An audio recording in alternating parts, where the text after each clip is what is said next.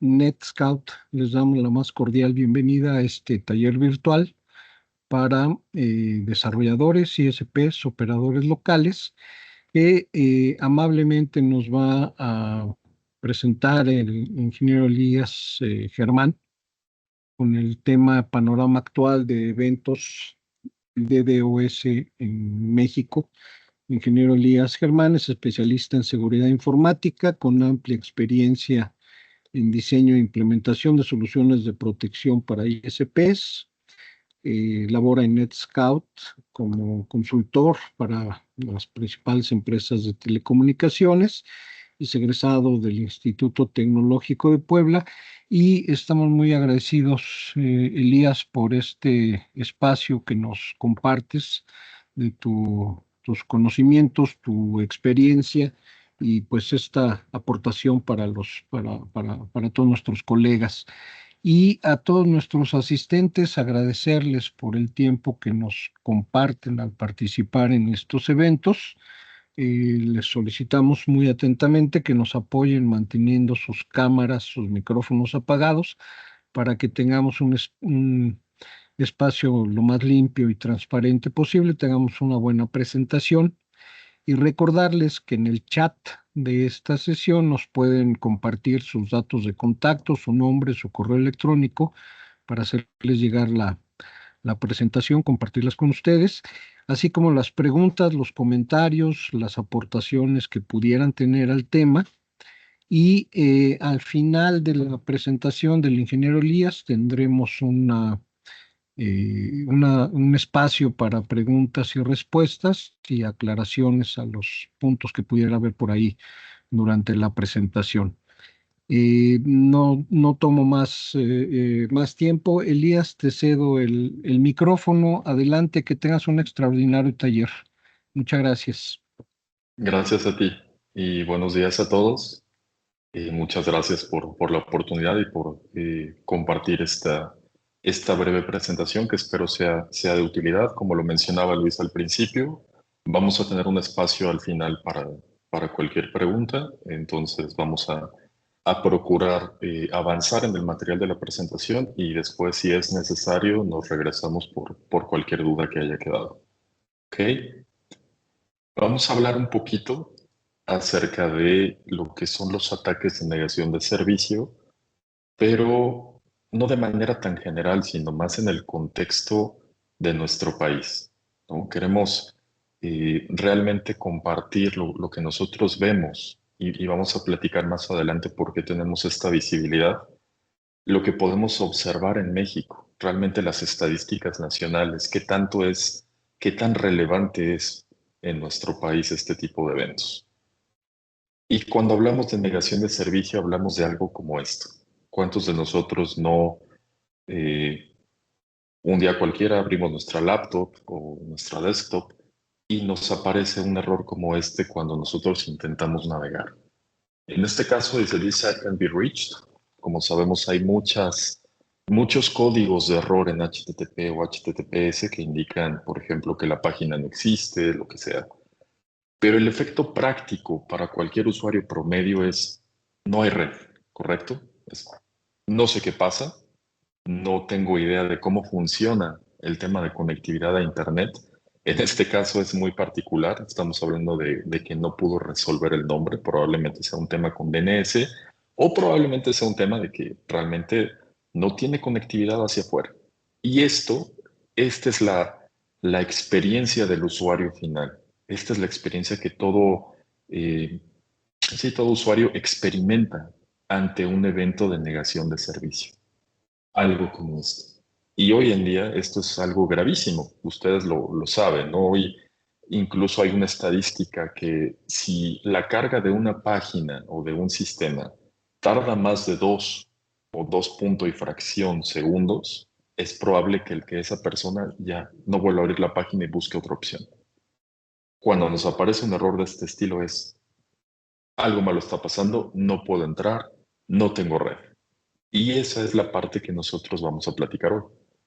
Ahora, para dar un poquito de contexto de lo que estamos hablando, darle la estructura que necesitamos, hay tres conceptos que forman la famosa triada de seguridad, ¿ok? Que son tres aspectos que nosotros tenemos que proteger como encargados eh, de estar evaluando o mejorando la postura de seguridad de la compañía. Y estos tres pilares, el primero es confidencialidad. ¿Confidencialidad a qué se refiere? Que los datos deben de ser privados, ¿ok? Que los datos solamente deben verse por la persona para la que es destinada. No, no queremos que alguien más pueda ver, pueda tener acceso a esa información. Entonces, ese es uno de los pilares de la seguridad. El segundo es que es la integridad. ¿A qué se refiere integridad? Que los datos son consistentes, que no los puedes manipular en el medio. Si yo tomo mi teléfono y en este momento hago una transferencia por 1,000 pesos, yo espero que esa transacción sea por 1,000 pesos. No quiero que sea por 100, no quiero que sea por 10,000. Entonces debe haber algún método o algún mecanismo que asegure la integridad de esa información. Si yo ingresé 1,000, yo espero que la transacción se complete de manera íntegra. Y eso es el segundo pilar de la seguridad. Y el tercero es la parte de disponibilidad, que es que yo pueda tener uso, pueda hacer uso de los sistemas que yo pretendo utilizar, ¿no? Hablando de servicios web. Y esta última parte es de la que estamos hablando. Estamos hablando de disponibilidad. Vamos a dejar en el transcurso de la presentación de lado los temas tanto de confidencialidad como de integridad y nos vamos a centrar en esto. Por eso la primera imagen, ¿no? Hay un problema, no pude abrir la página no está disponible y de eso vamos a hablar. Ahora, ¿qué es un ataque de negación de servicio? Digo, creo que hoy en día tiene se comparte o es más visible que hace 10 años el tema de negación de servicio, pero el concepto es muy sencillo. Al final vemos una colección de nubes en Internet, o la forma en la que funciona Internet es una colección de nubes llamadas sistemas autónomos en BGP.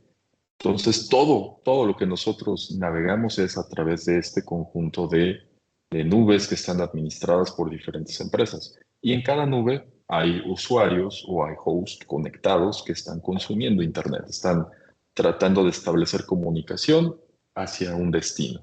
En este pequeño diagrama, del lado inferior derecho, tenemos el target o el destino o la víctima de este ataque. En un evento normal, en condiciones normales de operación, ¿cómo va a operar esto? Vamos a tener host en diferentes puntos de Internet, puede ser diferentes países, hablando nacionalmente, diferentes proveedores de servicio. Tal vez una de estas nubes es Telmex, otra es TotalPlay, otra es Vestel, otra es Axtel, el que sea, ¿no? Y hay hosts conectados y esos hosts están consumiendo el servicio o la información que está proporcionando este objetivo, este servidor, normalmente a través de una página web. ¿Ok? Esto es lo normal, así operamos todos los días. Pero en un evento de negación de servicio que ocurre, tenemos un conjunto de hosts que están comprometidos de alguna manera. ¿Ok? ¿Cómo se compromete un host? Hay muchas opciones diferentes.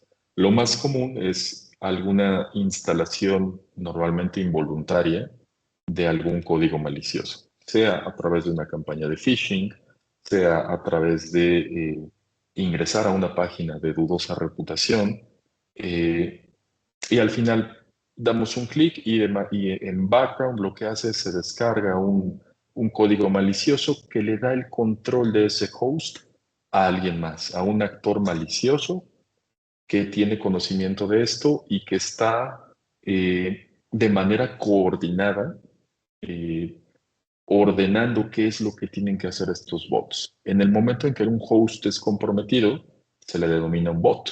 Por eso al conjunto de estos hosts se le llama botnet. Ese es el término técnico de este conjunto de hosts comprometidos. Entonces la persona o el actor detrás de este ataque, ¿qué es lo que va a hacer? Es bien sencillo.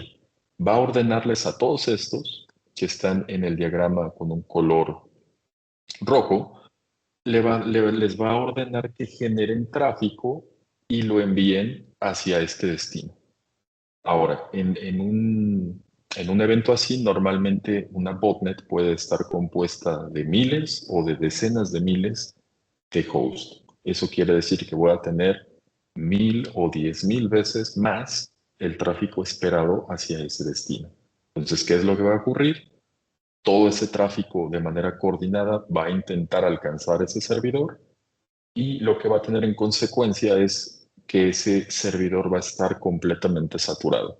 Vamos a ver que hay diferentes opciones o diferentes vectores de ataque que probablemente antes de que se caiga el servidor se sature el enlace. Entonces ya no hay conectividad, ¿no? Entonces hay diferentes variantes, pero la consecuencia o el resultado es el mismo en cada uno de ellos. Es el servicio que este objetivo, este servidor estaba publicando en Internet, ya no está disponible. ¿Ok?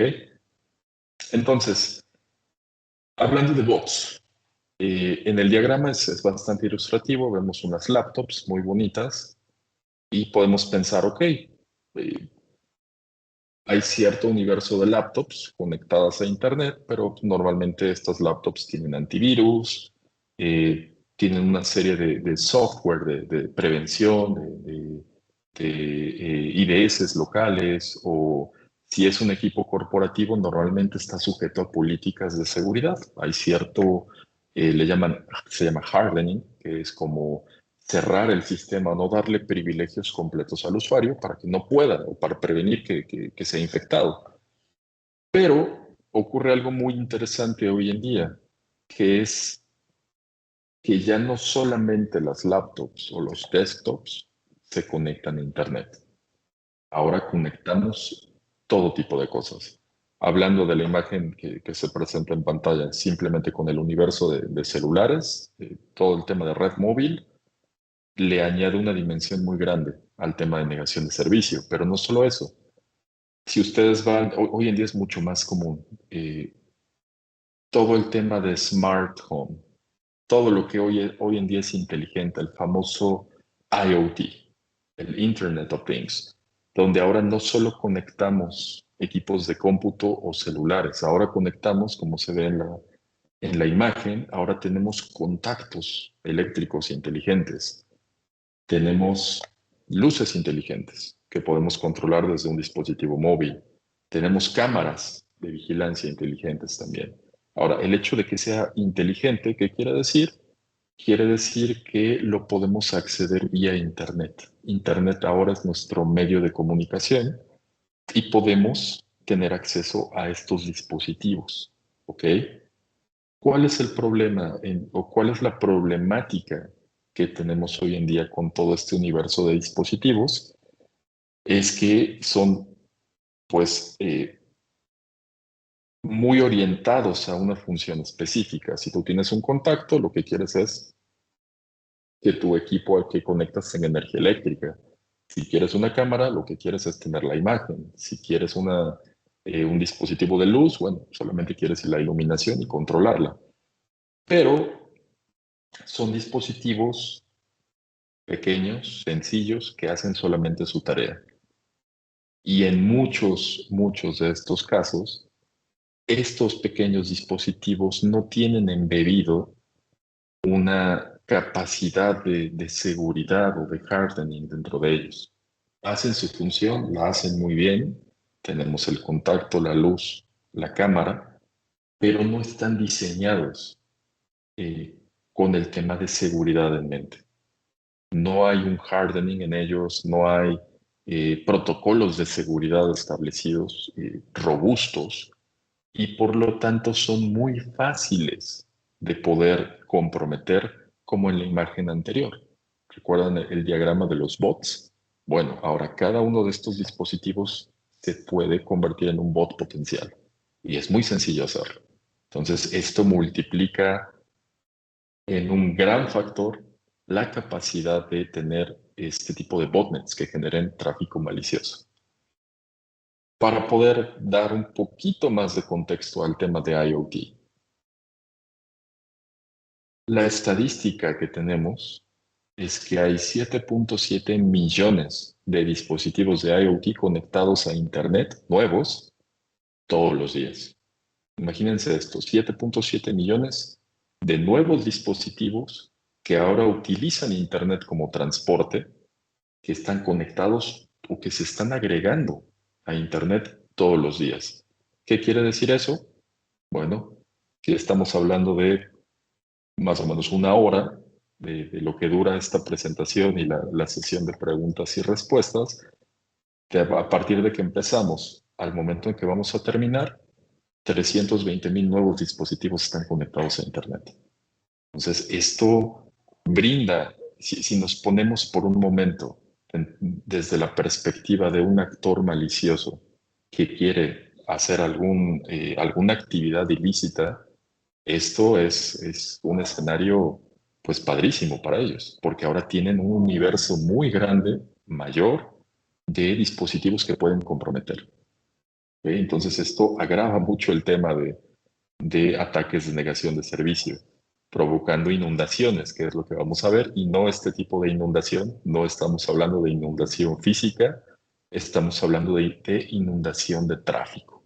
Y eso es el primero de los vectores de ataques de negación de servicio que normalmente tenemos, ¿no? El primero es un ataque volumétrico, en inglés es flood, entonces es inundación de tráfico.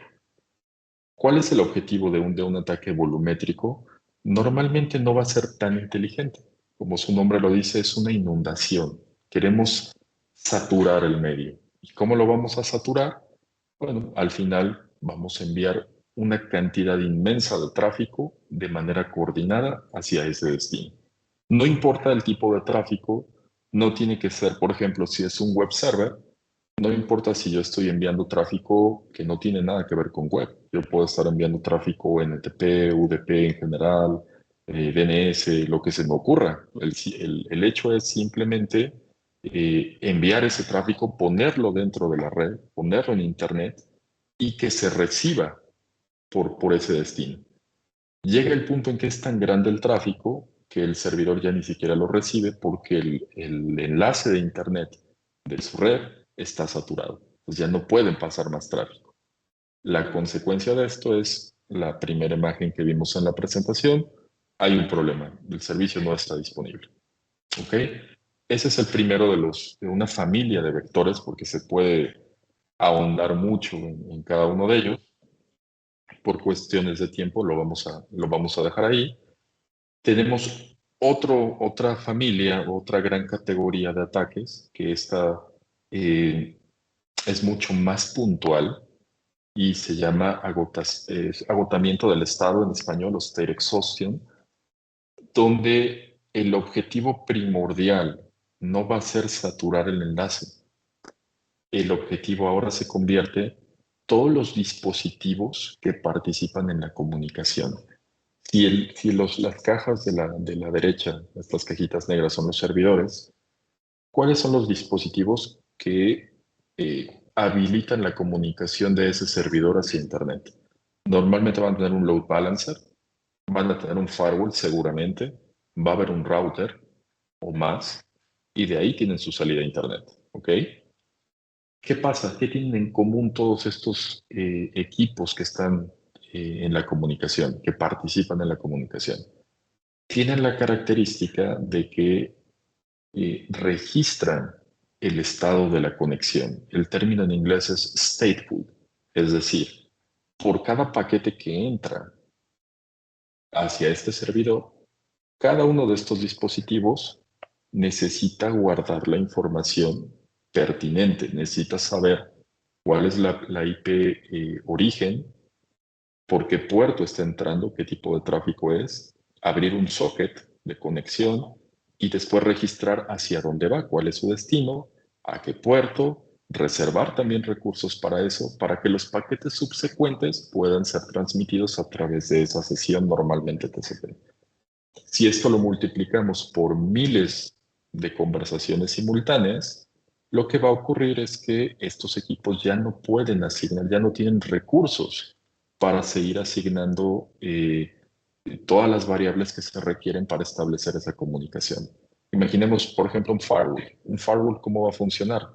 Va a tener, entre otras cosas, listas de acceso. Va a decir, ok, si es tráfico con estas características específicas, lo voy a dejar pasar. Si no lo es, no lo dejo pasar. Si el tráfico es válido, lo va a dejar pasar y va a tener que guardar recursos para llevar la contabilidad de esta comunicación y el estado de esa conexión. Nuevamente, si eso se multiplica por miles, simplemente se van a agotar los recursos. ¿Cuál va a ser el efecto de eso? Y es bastante, bastante, bastante común. El firewall se fue al 95% de utilización de CPU. Ven el enlace y esto provoca obviamente que haya problemas en la comunicación hacia adentro. Y empieza el tema de troubleshooting. Empiezan a ver el tema de red. Oye, el enlace está bien, estamos al 60%. El router está bien, pero el firewall está al 95%. La consecuencia es, no solamente se está quedando sin comunicación el servidor que están atacando, está afectando toda la comunicación hacia adentro. Mismo caso con un load balancer, mismo caso con un IPS. Todo lo que sea inline y que lleve el registro de la conexión es susceptible a este tipo de ataques. Entonces, esta es la segunda categoría. Ya vimos la parte de flow, state exhaustion, y hay una tercera que también es muy interesante, que es el vector aplicativo. Un vector aplicativo, hablando en el contexto de negación de servicio, es aquel patrón de tráfico que ataca directamente la aplicación que reside en el servidor o en el equipo que yo quiero afectar. No le interesa llenar el enlace con tráfico malicioso, no le interesa afectar firewalls, load balancers, IPS que están en medio. Quiere ir directamente al servidor y eh, hacer el daño a través de paquetes mal formados ya en el stack de la aplicación dentro del servidor. ¿Por qué? Porque este servidor, aunque sea robusto, no va a tener las mismas capacidades que tienen todos los equipos de comunicación, que son mucho más grandes. Y dos, al ser muy puntual, la afectación va a ser inmediata y no requiere tantos recursos. No requiere, vaya, ni siquiera una botnet como en los casos anteriores. Esto está comprobado que tú puedes afectar un servidor con solamente un host. Un host comprometido que esté enviando un patrón de tráfico muy específico, puedes afectar la disponibilidad de los servicios. Entonces, estas son las tres grandes categorías de ataques y como lo menciona ahí a la izquierda, diferentes ataques requieren diferentes soluciones. Si de pronto llega alguien y te dice, yo te pongo este dispositivo mágico con inteligencia artificial, machine learning, todo lo novedoso, y te dice, con esto mágicamente te voy a proteger contra cualquier tipo de ataque de negación de servicio, corre. Eso no funciona así. Requieres diferentes métodos para proteger cada uno de estos eventos. Ahora, hasta aquí, vamos, es como el trasfondo de lo que es un ataque de negación de servicio, los tipos de ataque de negación de servicio, el contexto actual, porque ahora pueden ser mucho más grandes que hace 5 o hace 10 años por el tema de IoT, por el tema de, pues, el crecimiento exponencial en el tráfico de Internet. Pero aquí es donde queremos aportar algo como NetScout y es, bueno, está muy bien esta información, está interesante, qué bueno que existen los ataques de negación de servicio, qué malo, hay que protegerse. ¿Qué tan relevante es en México? ¿Es algo que pasa? ¿Es algo que me puede pasar a mí? ¿O es algo que eh, simplemente está ahí y tal vez ni siquiera nos va a pasar? Vamos a entrar al contexto en México. Aquí estoy poniendo el año 2020 porque en 2020, justo en pandemia, se da uno de los ataques más grandes en México que hemos registrado, que fue de casi 120 gigas. Hemos hecho estudios y tenemos información de nuestros clientes. Mucho del mercado, aún en México, del mercado empresarial, maneja anchos de banda modestos. Estamos hablando del orden de megas todavía. En el mercado masivo, hoy en día tenemos ofertas de hasta 500 megas, o un poquito más, ¿no? En empresarial puede llegar, los más grandes normalmente andan en 1 gigabit de enlace de Internet, aunque la gran mayoría está en el orden de megas todavía. Imagínense lo que hace un ataque de 120 gigabits a cualquiera de estos enterprise. Si el tamaño del tubo es de 500 megas o de máximo de 1 giga y yo le estoy haciendo llegar 120 gigas de tráfico, ¿cuál creen que sea la consecuencia? Simplemente no van a poder con un ataque de este tipo. Es más, es tan grande que los mismos ISPs, ya 120 gigas de tráfico, es algo que les cuesta. O sea, es 120 gigas fácilmente pueden tirar uno de los nodos de salida a Internet de un ISP. ¿Ok? Entonces estamos hablando de algo representativo y algo grave, aún para un service provider. Mucho más alto el riesgo para un enterprise. Entonces, esto es un dato de aquí de México, pero vamos a darle un double clic a eso para decir, ok, bueno, tal vez eso ocurrió, pero no volvió a ocurrir, ¿no? Fue un evento aislado. Bueno, estas dos gráficas lo que muestran son las tendencias en el país desde 2017 a 2023. Es decir, tenemos ya una muestra de 7 años de historia en los ataques de negación de servicio. Y vamos a ver de qué se trata. En la gráfica del lado izquierdo, ¿qué es lo que vemos? Vemos el ataque máximo registrado en ese año. Si nos remontamos a 2017, fíjense el tamaño del ataque máximo, 44 gigas. Aún así es muy grande. Cualquier enterprise se queda fuera de servicio con un ataque de 44 gigas. Un ISP puede que se le degrade el servicio, pero a lo mejor no era tan grande. Pero los años subsecuentes observan el crecimiento, 67, 101, 119, ¿no? En 2020. Obviamente cuando fue pandemia, esto se volvió mucho más relevante. ¿Por qué? Porque ahora todas las personas en las grandes empresas ya no estaban en las oficinas, ahora estaban desde casa, conectados a través de una VPN, utilizando Internet como su medio de transporte. Entonces, por eso se disparó ese año enormemente la actividad maliciosa. 2021 y 2022 hubo una disminución, pero si se fijan, los niveles no bajaron a los niveles de los años anteriores, ¿no? Aunque sí hubo una disminución, fue relativa. Ya en 2023 se empezó a repuntar y lo que vemos es que esto pues va a seguir creciendo a futuro.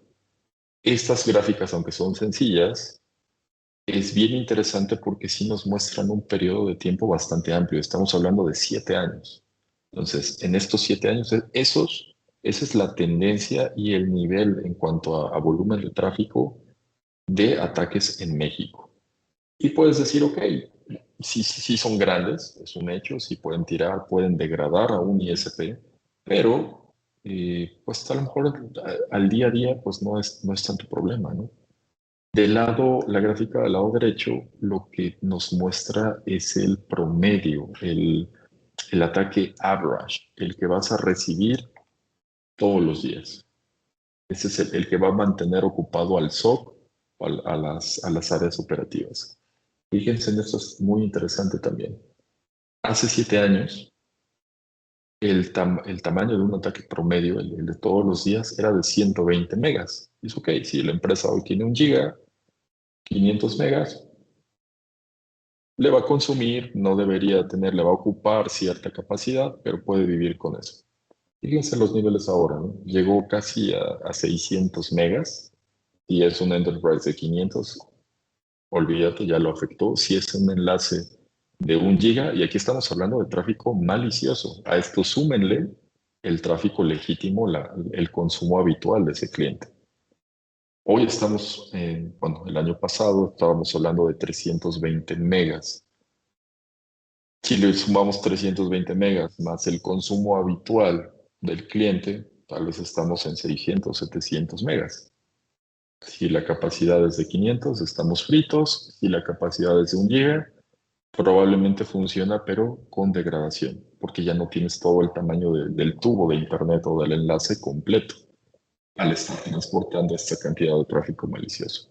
Entonces, esto es la parte central si lo quieren ver así, de la presentación en general es, esto es algo real, esto es algo que está ocurriendo en México, que ha ocurrido en años anteriores y que sigue creciendo y se espera un crecimiento a futuro con estas magnitudes. Cientos de gigas en ataques máximos, de entre 300 a 500 megas de ataques de todos los días. Y este es el panorama con el que tenemos que vivir.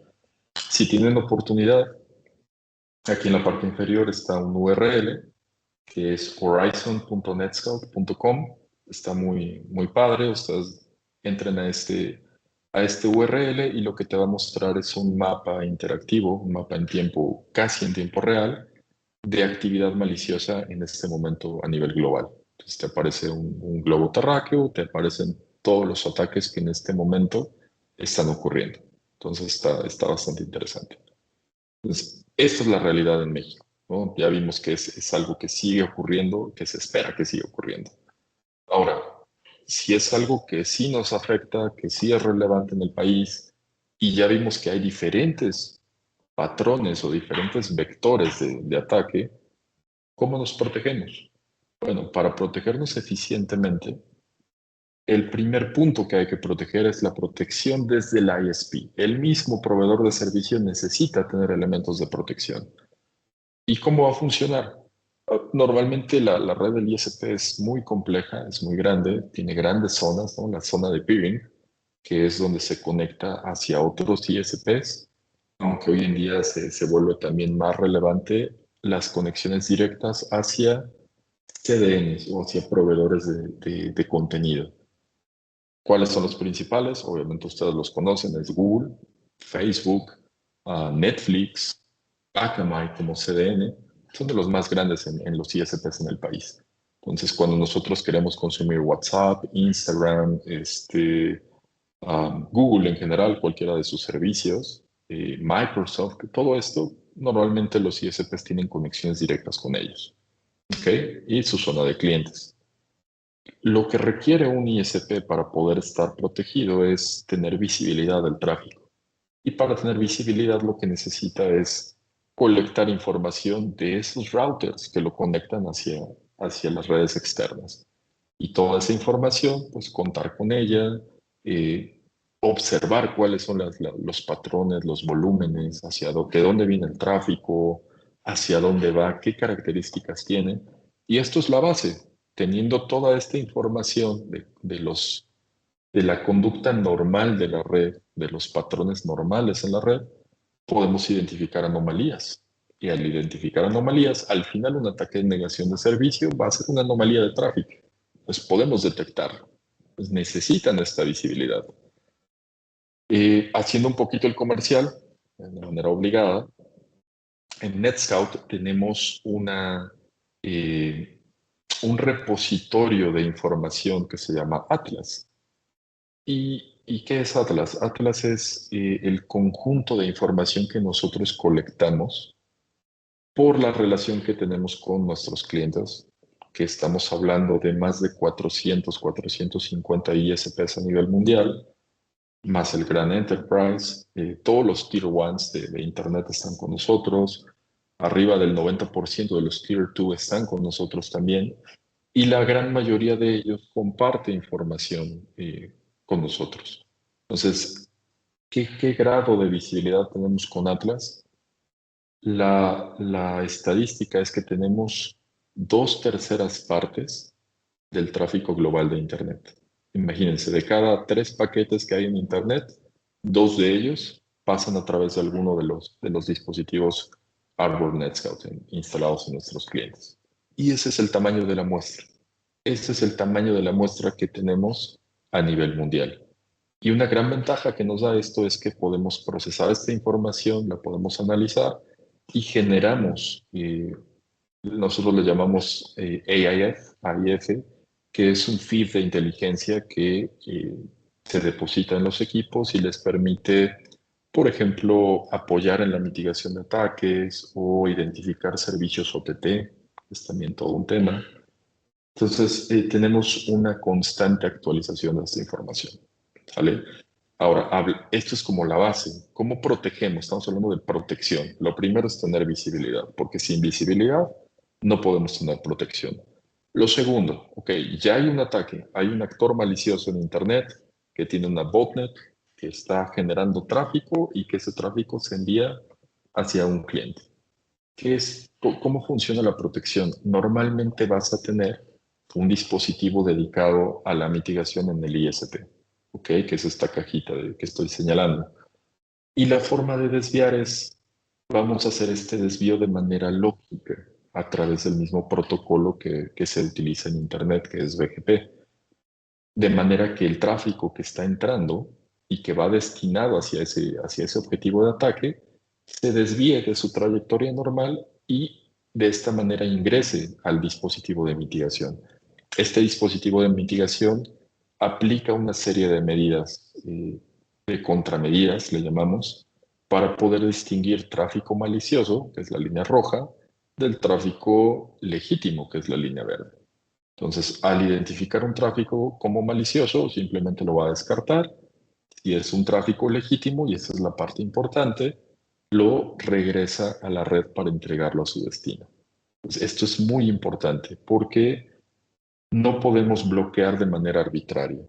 Si están atacando, imagínense que el ataque está dirigido a LIMS o a Banorte, ¿no? O a BBVA. O sea, no podemos simplemente como ISP decir, voy a tirar todo el tráfico hacia ese cliente, porque quedarían todos los servicios fuera de línea, todos completitos. Necesito un dispositivo inteligente que distinga entre ambos tipos de tráfico y permita que el servicio siga funcionando. Entonces, esto es muy importante en el ISP y estos equipos de mitigación normalmente se ponen en los bordes, en sus propias salidas a Internet, para poder contener todo ese tráfico malicioso directo por donde está entrando. ¿Ok? Ahora, ¿por qué tiene que ser del lado del ISP? Porque ellos obviamente manejan capacidades de conectividad mucho más grandes. Normalmente en su borde van a tener interfaces de 10 gigas en bundle, puede ser de 40 gigas, de 80 gigas. Muchos de ellos están migrando a medio de 100 gigas de conectividad hacia Internet.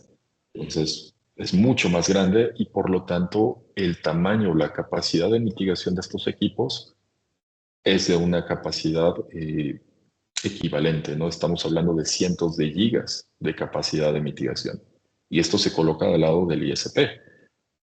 Ahora ocurre otra cosa. Esto nos va a servir mucho para temas volumétricos, ataques de IOS volumétricos, ataques tal vez de agotamiento del estado de la conexión que también vimos, también los podemos contener aquí.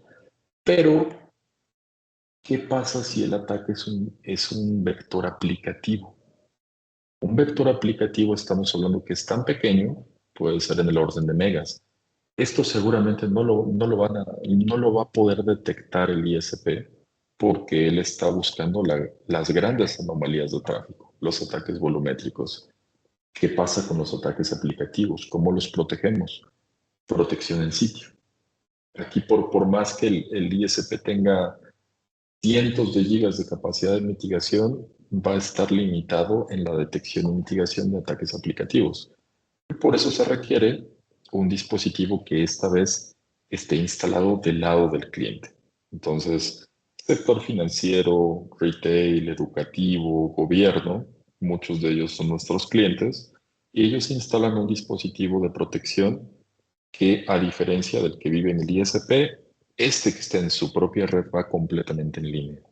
Y al estar en línea, puede procesar los paquetes, todos los paquetes que van entrando, y hace la misma función o la función equivalente a la que estaba haciendo el dispositivo de mitigación del lado del ISP.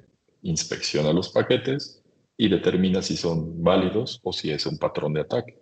En el caso de que sea un patrón de ataque, como en este diagrama, va a descartar el tráfico y va a proteger al usuario final.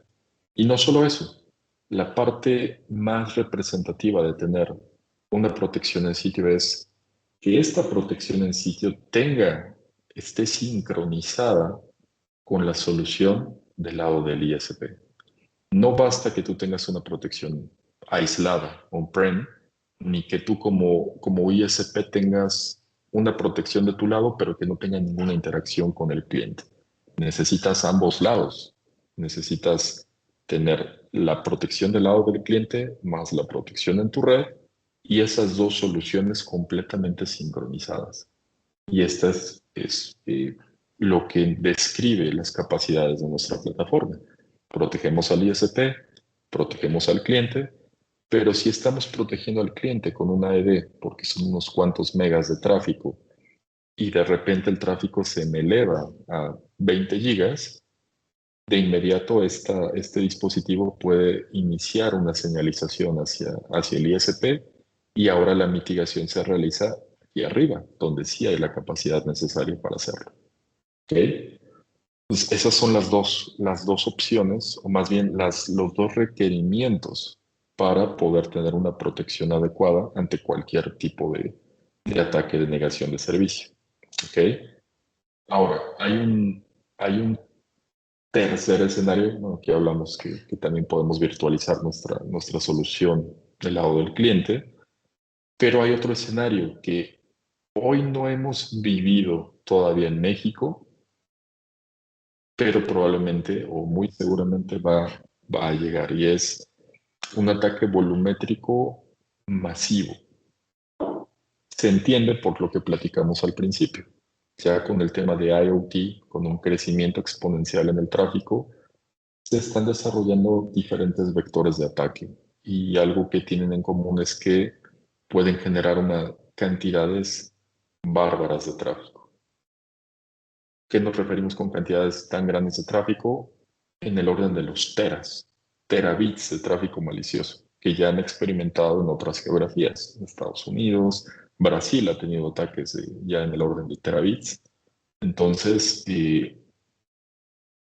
cuando hablamos de algo tan masivo, hablábamos que estos dispositivos que protegen el ISP pueden ser de cientos de gigas. Opción uno sería crecer esta solución y hacerla en el orden de terabits. Muchas veces hay restricciones, sobre todo en el tema de costo, y por eso hay una capa superior de mitigación que complementa estas dos, y es la protección en la nube. Nosotros como NetScout tenemos también este servicio donde brindamos esta protección desde nuestros data centers que están localizados en todas las geografías y con una capacidad de mitigación correspondiente en el orden de terabits. Entonces ya no es el ataque de todos los días, aquí es un evento masivo, destructivo, que puede completamente dejar fuera de línea hasta el ISP. Para este tipo de eventos contamos con la solución de protección en la nube. Entonces, resumiendo de todo lo que hemos visto, hay diferentes vectores, diferentes tipos de ataque, y la forma de protegerlos también tiene que ser puntual. Entonces vamos a tener protección en sitio, protección del lado del ISP y también protección en la nube. Todos estos coordinados de manera inteligente, actuando en conjunto, nos van a proveer la mayor protección ante cualquier tipo de evento. Y con esto llegaríamos al final de la presentación. Damos tiempo para el tema de cualquier pregunta que exista.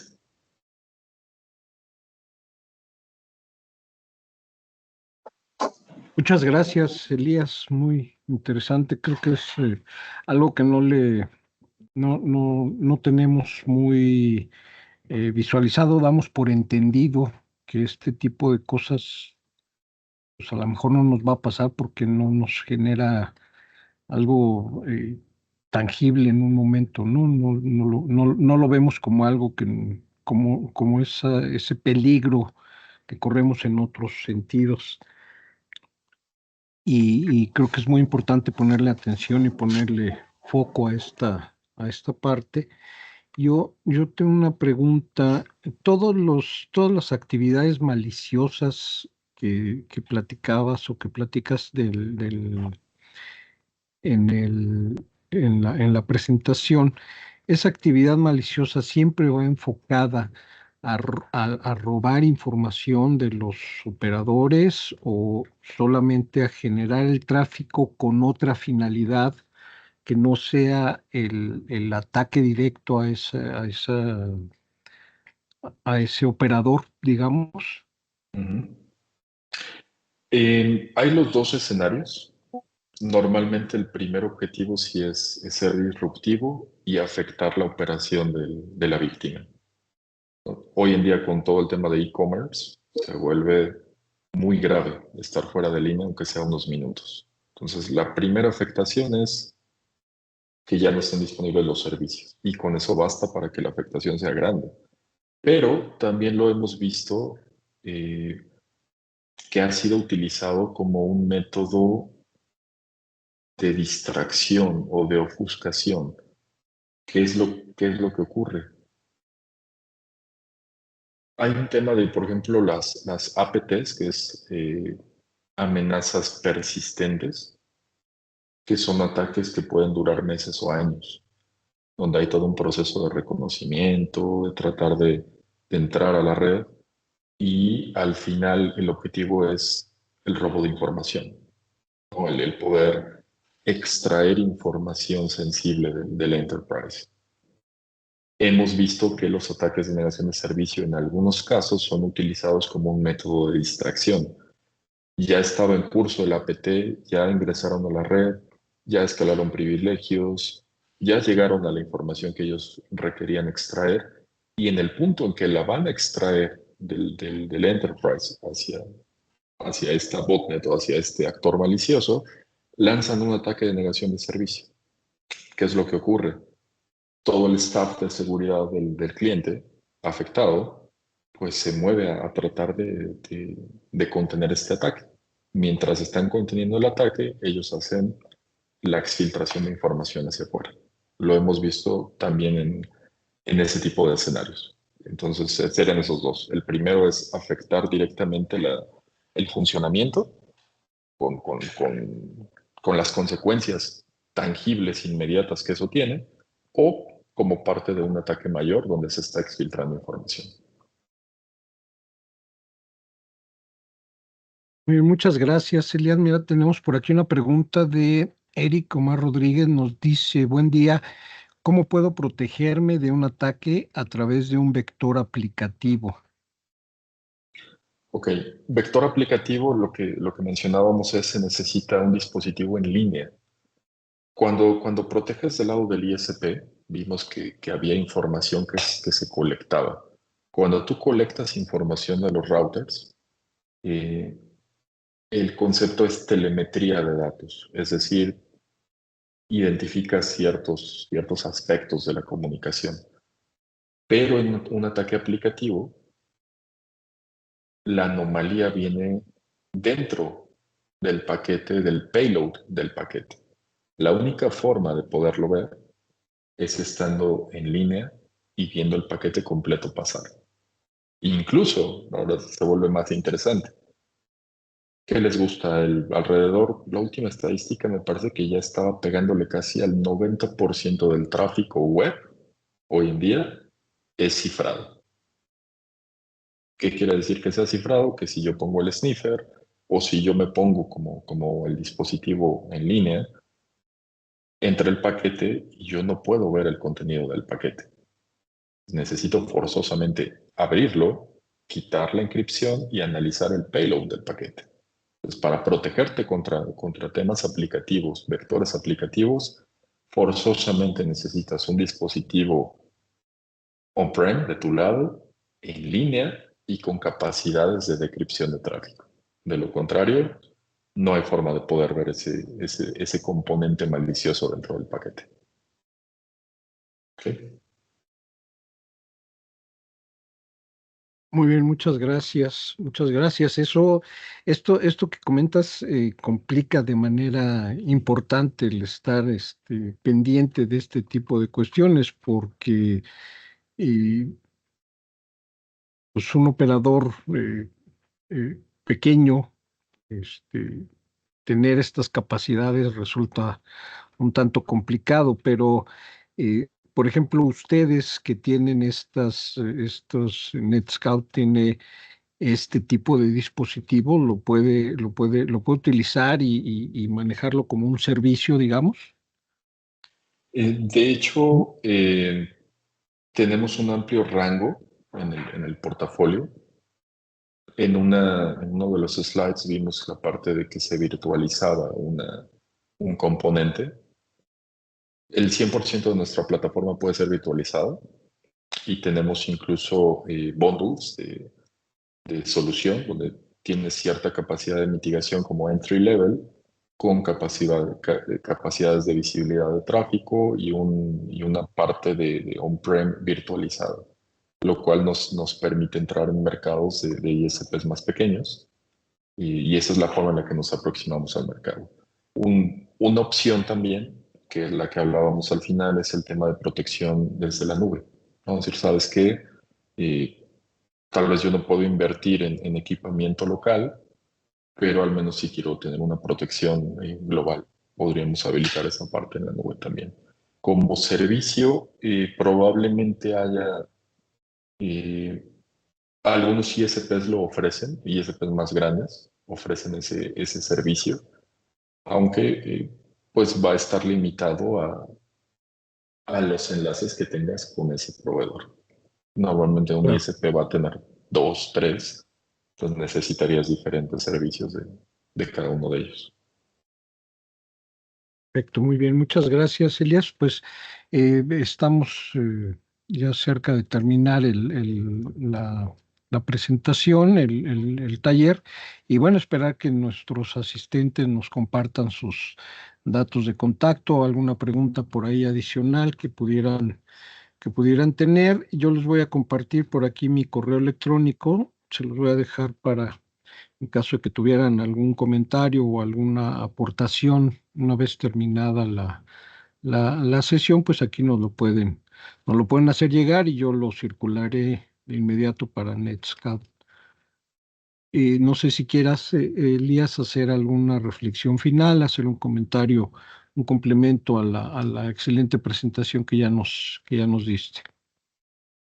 Pues no, solamente compartirles esto. O sea, es una situación real y una situación que hay que acotar y de la cual, pues normalmente las áreas que tienen que ver con seguridad somos responsables de tenerlo en cuenta. Eh, Poner mucho énfasis en eso, en que es necesario protegernos y que no todas las soluciones funcionan igual. Entonces creo que con lo que hemos cubierto en el transcurso de la presentación podemos tener idea de los diferentes, de las variantes o de los factores que necesitamos tener en cuenta cuando elijamos un método de protección. Entonces, estar pendientes de eso y nada, agradecerles muchísimo su tiempo y su atención a esta presentación. Muy bien, pues te agradezco mucho, Elías, nuevamente, a Luis Medina también. eh, este espacio y esta presentación con esta información tan trascendente y que seguramente por ahí prendió algún foco, si no rojo, sí amarillo, para empezar a tenerlo en cuenta. Y bueno, pues estamos al pendiente y agradecerles a todos nuestros asistentes por el tiempo que nos han compartido al participar en estos eventos que son para ustedes. Si nos acompañan, tenemos talleres y no me queda más que desearles un excelente jueves y un extraordinario fin de semana. Cuídense mucho, por favor. Hasta luego. Buen día. Hasta luego, muchas gracias. Hasta luego. Gracias a todos, buen día.